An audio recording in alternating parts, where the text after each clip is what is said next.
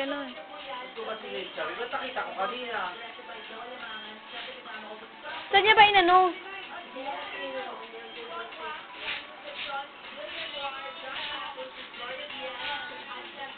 Bobo kasi. Try mo sa download, ang bobo mo. Ha? Download, try mo. Di mo kasi tinignan kung ano pangalan kung saan mo sinave.